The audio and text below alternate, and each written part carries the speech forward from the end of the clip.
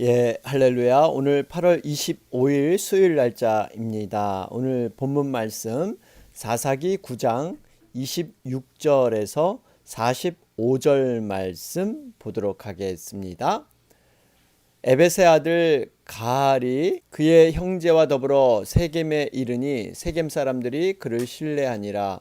그들이 밭에 가서 포도를 거두어다가 밟아 짜서 연회를 베풀고 그들의 신당에 들어가서 먹고 마시며 아비멜렉을 저주하니 에벳의 아들 가알이 이르되 아비멜렉은 누구며 세겜은 누구기에 우리가 아비멜렉을 섬기리요. 그가 여룻바알의 아들이 아니냐. 그의 신복은 스불이 아니냐. 차라리 세겜의 아버지 하몰의 후손을 섬길 것이라. 우리가 어찌 아비멜렉을 섬기리요. 이 백성이 내 수하에 있었더라면 내가 아비멜렉을 제거하였으리라 하고 아비멜렉에게 이르되 내 군대를 증원해서 나오라 하니라. 그 성읍의 방백 스불이 에벳의 아들 가알의 말을 듣고 노하여 사자들을 아비멜렉에게 가만히 보내어 이르되 보소서 에벳의 아들 가알과 그의 형제들이 세겜에 이르러 그 성읍이 당신을 대적하게 하니 당신은 당신과 함께 있는 백성과 더불어 밤에 일어나 밭에 매복하였다가 아침에 뜰 때에 당신이 일찍 일어나 이 성읍을 엄습하면 가알 및 그와 함께하는 백성이 나와서 당신을 대적하리니 당신은 기회를 보아 그에게 행하소서 하니 아비멜렉과 그와 함께 있는 모든 백성이 밤에 일어나 네 때로 나누어 세겜에 맞서 매복하였더니 에벳의 아들 가알이 나와서 성읍 문 입구에 설 때에 아비멜렉과 그와 함께 있는 백성이 매복하였던 곳에서 일어난지라. 가알이 그 백성을 보고 스불에게 이르되 보라 백성이 산꼭대기에서부터 내려오는도다 하니 스불이 그에게 이르되 내가 산 그림자를 사람으로 보았느니라 하는지라. 가알이 다시 말하여 이르되 보라 백성이 밭 가운데를 따라 내려오고 또 한때는 무오느님 상수리 나무 길을 따라오는도다 하니 스불이 그에게 이르되 내가 전에 말하기를 아비멜렉이 누구기에 우리가 그를 섬기려 하던 그 입이 이제 어디 있느냐. 이들이 내가 업신여기던 그 백성이 아니냐 청하노니 이제 나가서 그들과 싸우라 하니 가알이 세겜 사람들보다 앞에 서서 나가 아비멜렉과 싸우다가 아비멜렉이 그를 추격하니 그 앞에서 도망하였고 부상하여 엎드러진 자가 많아 성문 입구까지 이르렀더라. 아비멜렉은 아루마에 거주하고 스볼은 가알과 그의 형제들을 쫓아내어 세겜에 거주하지 못하게 하더니 이튿날 백성이 밭으로 나오매 사람들이 그것을 아비멜렉에게 알리니라.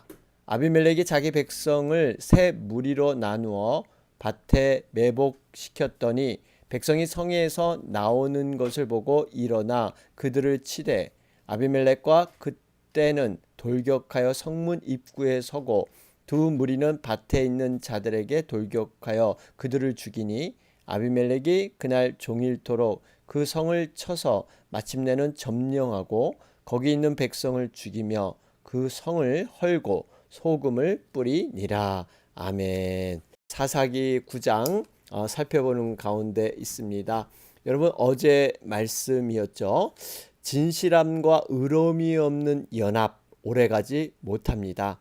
하나님의 진리의 말씀 안에서 믿음 안에서 서로 연합하고 하나가 돼야지 자신의 이득을 위해서 또 혈육적인 육적인 관계에 의해서 맺어진 연합은 오래가지 못한다. 왜냐하면 하나님께서 기뻐하지 않는 그런 연합이기 때문이다.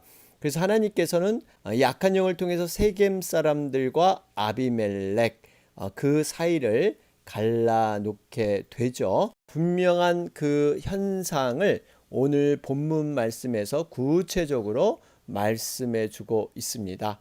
오늘 새롭게 등장하는 인물이 있습니다. 바로 에벳의 아들 가알이라는 사람이죠. 여러분, 이 세겜 사람들은 이 가알을 새 지도자로 세우는 일을 구체화합니다. 가알은 자신을 소개할 때 28절에 보면 자신은 세겜의 아버지 하몰의 후손이다 소개하죠. 여러분, 하몰은 세겜을 창건한 가나안 원주민이죠. 그러니까 지금 가알은 자신이 이 가나안 원주민 출신으로 이렇게 세겜 사람, 당신과 순수한 혈통의 그러한 사람이다, 이렇게 하면서 그들을 선동하고 있습니다. 여러분, 아비멜렉이 세겜 사람을 선동했던 방식, 지역 감정을 조장해서 이렇게 선동했던 것처럼 비슷한 모습으로 이 세겜 사람들을 현혹시키고 있죠. 왜냐면 27절에 보니까요. 여기 보니까 포도를 수확해서 포도주를 만들어 술을 마시면서 그들이 이방신, 바로 신당에 들어가서 잔치를 벌일 때, 한마디로 이교 축제를 할 때 가알이 등장을 합니다.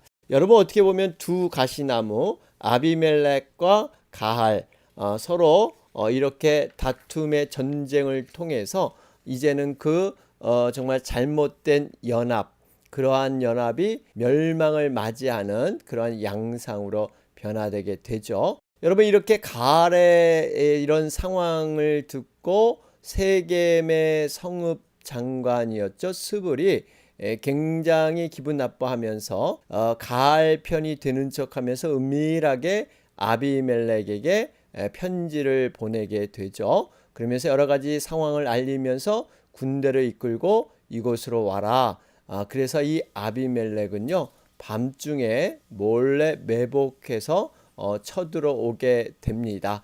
우리 32절에 밤에 일어나 밭에 매복하였다가 33절에 아침 뜰 때에 이렇게 당신이 공격하였으면 반드시 승리하게 될 것이다. 여러 가지 전략을 이렇게 알려주게 됩니다. 가르쳐준 방법대로 34절 35절에 보면 아비멜렉 군대는 네 대로 나누어서 이렇게 매복해서 일제히 공격을 하죠.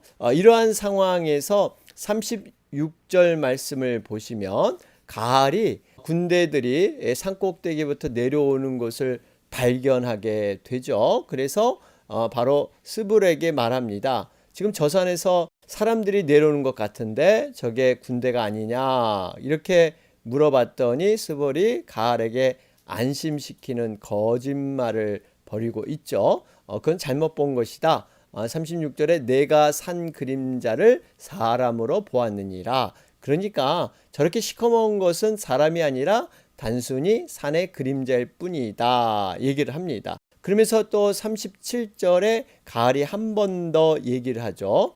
다른 쪽을 바라보니까 두 군대가 이쪽으로 다가오는 것을 보고 있습니다. 한 부대는 밭으로에서 쳐들어오고 있고 또 한 부대는 무어느님 상수리 나무 길로 쳐들어오고 있는 모습. 이런 상황에서 어찌해야 되나? 그럴 때 38절에 스볼의 말입니다. 스볼이 이제는 본색을 드러내게 되죠. 그러면서 이 가알의 과거에 말했던 그러한 말들, 실언이었습니다. 그것을 들추기면서 그로 하여금 전쟁에 나가게 하는 이러한 일들이 벌어지죠. 38절에 보면 스불이 그에게 이르되 내가 전에 말하기를 아비멜렉이 누구이기에 우리가 그를 섬기려 하던 그 입이 이제 어디 있느냐? 이들이 내가 업심여겼던 그 백성이 아니냐 청하노니 이제 나가서 그들과 싸우라 하니. 여러분, 이 38절 말씀을 보면 우리가 경솔한 말, 정말 실언이 얼마나 자신을 묻게 되는 올무가 되는가 하는 것을 볼 수가 있습니다. 이 말은 가알이 27절부터 29절에서 이미 세겜 사람들을 선동하면서 아비멜렉을 저주하고 조롱했던 그러한 말이었죠. 그 말을 스불이 기억하면서 끄집어서 이 가알이 싸움터로 나갈 수밖에 없는 그러한 상황을 만들게 한 말입니다. 결국 가알은 세겜 사람들의 앞에서 앞장서서 39절에 보면 가알이 세겜 사람들보다 앞에 서서 나가 아비멜렉과 싸우다가 그러죠. 결국 모든 행동을 이렇게 할 수밖에 없는 상황으로 몰고 가고 있습니다. 여러분 물론 진정한 지도자라 그러면 백성 앞에서 당연히 모범적으로 본인이 돼서 싸우는 것은 당연한 일인데요. 사실 이것은 어떻게 보면 가알이 굉장히 허풍을 떤 그러한 말을 쉽게 했던 결과로 인해서 자신이 올무가 되는 이러한 것을 우리에게 교훈으로 보여주고 있습니다. 여러분 말이라는 것 정말 입의 혀라는 것 아무리 정말 이 강조해도 지나치지 않죠. 여러분 이 혀는 신체 중에서 아주 작은 기관이죠. 고작해야 길이가 한 15cm 된다 그러죠. 무게는 한 100g 정도 내밖에 되지 않습니다. 이렇게 작은 혀가 나오는 말이 우리 인생을 좌우할 만큼 큰 힘을 가지고 있습니다. 여러분 이 말 한마디에 천냥빚을 갚는다고 하죠. 그런데 말을 잘못하게 되면 바로 가을처럼 우리 생의 박해가 비참하게 끝날 수도 있습니다.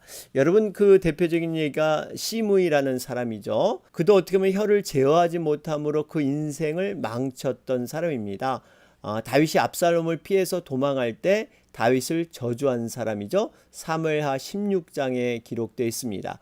아마 이 시므이는 압살롬의 승리를 예상했을지도 모릅니다. 그러나 압살롬의 반란이 진압되므로 시므이는 자신의 경솔한 말에 묶이는 신세, 결국 그런 비참한 결론을 맞이하게 됩니다. 그렇습니다. 우리가 입에서 나오는 말을 잘 제어하고 다스리고 경우에 합당한 말을 하며 또 믿음의 긍정적인 말을 통해서 생명을 살리는 것, 여러분 이러한 말이 너무나 중요한 줄로 믿습니다. 잠언 6장 2절에도 내 입의 말로 내가 얽혔으며 내 입의 말로 인하여 잡히게 되었느니라.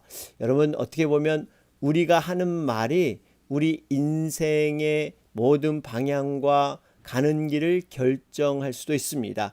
이 말은 부메랑이 되어서 반드시 자신의 인생 가운데 돌아온다라는 것을 생각할 때 우리는 정말 많은 부분에서 기도하며 생각하며 말을 해야지 우리가 자칫하면 말하고 생각하는 경우 이럴 때 말의 실수와 후회가 많이 있습니다. 그래서 여러분 말을 하기 전에 이렇게 3번 생각하라 그런 말도 있는데 우리가 정말 말에 대한 신중함 너무나 중요하다 하는 것도 다시 한번 보게 됩니다. 자 그러면서 여러분 42절 말씀을 보면 이튿날 백성이 밭으로 나오매 사람들이 그것을 아비멜렉에게 알리니라.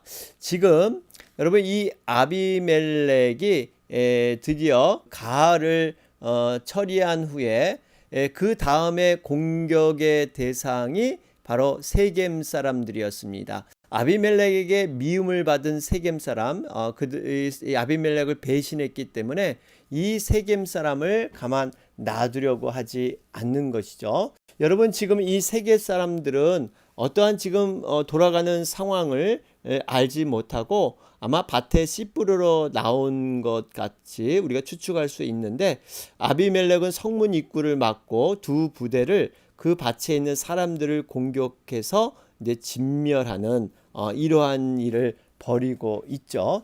여러분 이 세겜 사람들의 모습을 보면서 정말 어리석은 자의 모습, 어떻게 보면 심판의 때를 구별할 줄 모르는 이러한 세상 사람들의 모습과 흡사합니다. 왜냐하면 사실 세겜 사람들은 지금 전쟁 중임에도 불구하고 밭에 나가 일할 생각을 하고 있다는 것이죠. 여러분 밭이 있는 곳이 전쟁터와 멀리 떨어져 있는 이런 후방이라면 이해가 되겠지만 여러분 바로 어제 지금 전쟁을 치렀잖아요. 그래서 그들이 정말 이 지도자로 새롭게 추대했던 가알이 결국 무너졌는데도 불구하고 여러분 이렇게 태연하게 밭에 가서 일을 한다는 것, 여러분 이것은 어떻게 보면 시대를 제대로 구별하지 못하고 때를 분별하지 못하는 이러한 모습, 여러분 분명히 우리 주님께서 재림주로 반드시 마지막 때 오신다고 하셨죠. 우리가 종말의 때는 정확히 모르지만 종말의 징조는 우리가 일어나는 세상을 통해서 알 수가 있습니다. 기근과 지진과 자연재해, 민족과 민족, 나라와 나라의 전쟁, 거짓 선지자의 출현, 뭐 이런 징조들 여러분 자연재해를 통해서도 많이 우리는 깨닫게 되죠. 그렇기 때문에 우리가 심판의 때를 준비하고 살 수는 있습니다. 정확한 때는 모르지만 그 징후를 우리는 알기 때문에 그렇기 때문에 우리는 늘 깨어서 경건함을 우리가 더욱더 추구해야 될 줄로 믿습니다. 마치 노아 시대의 사람들, 롯의 사위들과 정말 비슷한 세상의 모습, 하나님의 심판의 경고를 듣고도 대비치 않고 그저 먹고 마시고 장가들고 물건 사고 팔고 그렇게 밭농사하는 이러한 그 세상 일에 바삐 돌아가는 사람들, 정말 하나님의 그 심판의 메시지는 전혀 관심 없이 그저 내일이 또 올 것이다 하고 그렇게 살아가는 모습, 여러분 분명히 우리는 마지막 때가 가까워졌다는 것을 늘 기억해야 합니다. 여러 가지 지금 코로나 현상도 일어나고 세상에 돌아가는 이런 형편과 상황을 볼 때 여러분 분명히 점점 말세의 때는 가까워지고 있다라는 거 조금 더 의심하지 않게 됩니다. 이럴 때일수록 우리는 우리의 믿음의 모습을 점검해 보고 정말 하나님 앞에 겸손히 신앙의 옷깃을 여기면서 우리 자신을 돌아보는 것, 여러분 이것이 우리가 정말 하나님 앞에 살 길이다 하는 걸 돌아보게 되죠. 여러분 이렇게 정말 이 아비멜렉은 분노하고 또 잔인해서 이 세겜 사람들 결국 자신의 언약을 벗어버리고 배신했다 생각을 해서 이제는 모든 그 성에 있는 이러한 세겜 사람들을 모조리 죽여버리게 되죠. 여러분 그런 다음에 44절에 이렇게 다 죽이고 나서 45절에 보면 아비멜렉이 그날 종일토록 그 성을 쳐서 마침내는 점령하고 거기 있는 백성을 죽이며 그 성을 헐고 소금을 뿌리니라 그러죠. 여러분 여기서 이 소금을 뿌리는 것 우리 좀 의미를 살펴볼 필요가 있습니다. 소금을 뿌린다는 것은요 그 땅을 저주하고 멸망했다라는 의미가 있는데, 여러분 소금 땅이 되면 사실 어떠한 식물도 자랄 수 없는, 사람이 살 수 없는 그러한 땅이 되는 것이죠. 자, 이러한 현상과 더불어서 우리가 한 가지 정말 좀 영적인 이해를 이 말씀을 통해서 깨달아야 합니다. 소금을 뿌리는 행위는요, 이 땅이 불모지와 황폐화되는, 사람이 거주하지 못하도록 저주하는 행위. 여러분 이러한 행위가 시편 또 107편 34절에 기록되어 있습니다. 그러니까 사실 이 의미뿐만 아니라 우리가 이것을 통해서 깨닫는 것은 이 아비멜렉이 자신에 대한 반역을 한 세겜 사람들 철저히 멸하고, 그것도 모자라서 어떻게 보면 이것이 어떤 재래적인 의식행위였죠. 땅을 저주하는 참으로 악랄하기 그지없는 그런 행위이기도 합니다. 대적이 다시 일어나지 못하도록 아비멜렉이 사전에 모든 것을 방비하는 것이죠. 이게 아픈 상처에 소금을 또 뿌리는, 그러니까 철저히 짓밟아 버리는 잔인한 행위의 모습이 아비멜렉의 그러한 모습에 들어 있습니다. 그런데 한 가지, 우리가 이렇게 잔인할 정도로 아비멜렉처럼 확인하고 또 확인해서 상대방이 일어나지 못하도록 소금을 뿌리는 행위, 이것을 우리 자신에게 적용해야 될 것이 있죠. 그것이 어디일까요? 바로 어떻게 보면 우리 속에 자라나는 죄의 자리입니다. 여러분, 우리 마음속에 있는 죄, 우리가 정말 다스리고 정말 이것을 극복하고 또 우리가 새롭게 됐다고 생각하지만 그 죄의 뿌리, 정말 죄의 싹은 제대로 죽지 않아서 우리를 유혹하고 또 시시때때로 넘어뜨리는 이러한 경우를 우리는 많이 경험을 했습니다. 얼마만큼 많은 후회를 하고 또 회개를 하고 정말 하나 앞에 결단을 했는데 다시 한번 이 죄의 덫에 우리가 얼마나 많이 갇히고 있습니까? 성경은 그래서 말하죠. 죄가 우리를 삼키려 하는 맹수처럼 우리 문 앞에 엎드려져 있다. 창세기 4장 보면 문을 열고 나가면 이 죄의 엄습함, 죄의 공격 때문에 우리가 다 정말 이렇게 유혹받을 수밖에 없다 하는데요.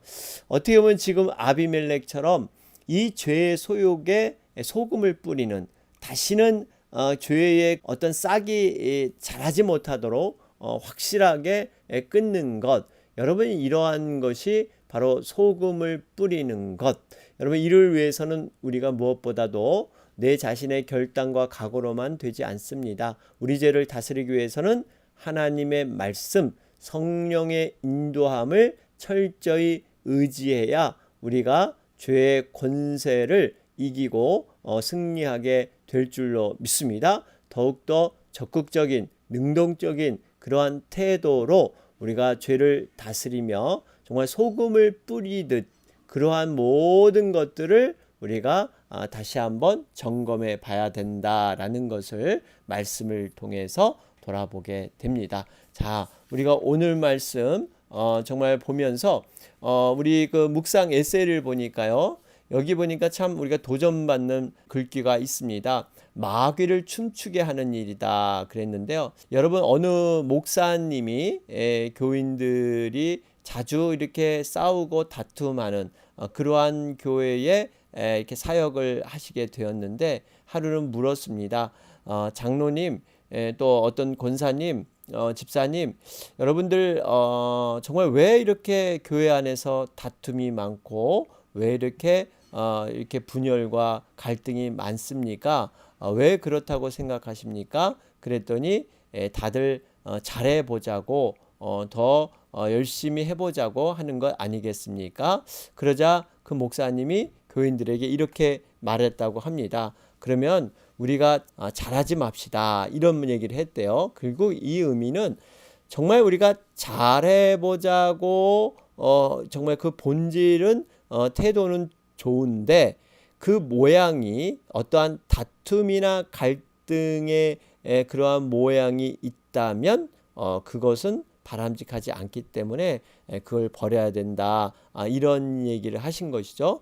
의사가 암 환자를 수술할 때 여러분 환자의 생명을 지켜가며 수술을 한다고 하죠. 암덩어리는 제거하지만 환자가 덜컥 죽어버리면 의미가 없기 때문에 이러한 수술을 하게 되는데 이 의미는 옳은 일을 한다는 이유로 교회를 위하고 상대방을 위한다면서 분열하고 싸우고 다툼이 있다면 이건 결코 하나님의 뜻이 아니고 분열은 마귀 역사다. 결국 나눠지고 당파를 짓고 생각의 분열을 갖고 오는 것, 철저하게 주님이 원하시는 방법으로 그 선한 뜻을 이루어야 된다라는 그러한 이 에세이가 있습니다. 여러분 특별히 우리 사사기 9장 45절 말씀에 보시면 여러분 이 아비멜렉이 여러분